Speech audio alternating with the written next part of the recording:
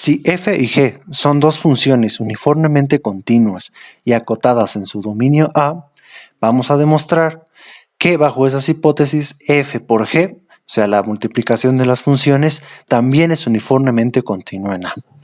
Entonces, para demostrar esto, voy a empezar utilizando la hipótesis de que las funciones están acotadas. Como f y g están acotadas en A, entonces sé que existen constantes positivas m1 y m2, tales que f de x en valor absoluto es menor que m1 y el valor absoluto de g de x es menor que m2 para todo x en A. Entonces, eso es la definición de que una función sea acotada, ¿no? Que en valor absoluto siempre hay un número que le gana a los valores de la función. Entonces, guarden eso. Entonces, ahora voy a hacer correr la definición de uniformemente continua. Entonces, dado un epsilon positivo, yo sé que existe un delta 1, tal que si la distancia entre x y y es menor que delta 1, entonces la distancia entre las imágenes de estos puntos están por debajo de epsilon entre 2m2.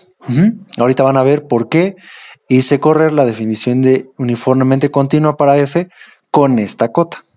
Ahorita van a ver. Entonces, esto lo sé que sucede porque f es uniformemente continua. Igualmente, como la g es uniformemente continua, yo sé que existe un delta 2, tal que si el valor absoluto de x menos y es menor que delta 2, entonces el valor absoluto de g de x menos g de y siempre va a ser menor que epsilon sobre 2 m1. Entonces, m2 y m1 pues son los números con los que empecé. Son las cotas para f y para g. Entonces, fíjense, si yo tomo a delta como el mínimo de estas dos deltas que declaré acá arriba, entonces, ¿qué es lo que va a suceder? Si x menos y en valor absoluto es menor que delta, sucede lo siguiente. Noten que como delta es el mínimo de delta 1 y delta 2, si x menos y es menor que delta, automáticamente es menor que delta 1 y también es menor que delta 2. Entonces, como x menos y en valor absoluto es menor que ambas deltas, entonces estas dos desigualdades se van a satisfacer al mismo tiempo. Eso voy a utilizarlo acá abajo en la cuenta. Entonces, fíjense, ¿qué pasa? El valor absoluto de f de x, g de x menos f de y, g de y va a ser igual a f de x, g de x menos f de x, g de y más f de x, g de y menos f de y, g de y. O sea, lo único que hice fue introducir estos dos términos, uno restando y uno sumando. Ya saben, añadí un cero, ¿no? Entonces, ahora, ya que añadí esto, voy a aplicar desigualdad del triángulo. Entonces, este valor absoluto de la suma de estos dos números va a ser menor o igual que el valor absoluto de esto más el valor absoluto de esto. ¿De acuerdo?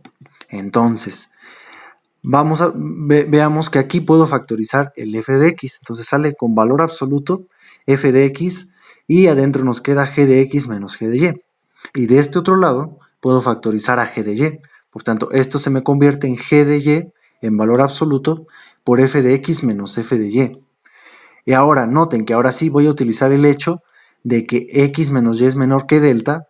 Y como dijimos, automáticamente también es menor que delta 1 y delta 2.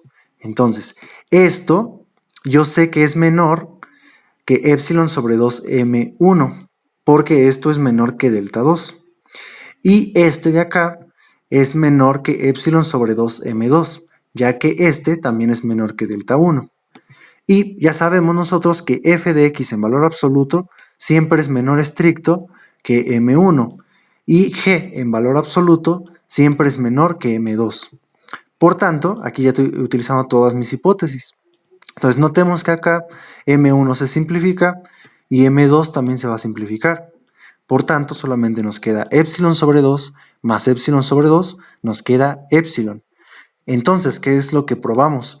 Que dado un epsilon positivo, yo puedo encontrar un delta tal que si la x menos y en valor absoluto es menor que delta, entonces el valor absoluto de la multiplicación de las funciones evaluado en x menos la multiplicación de las funciones evaluado en y es menor que epsilon.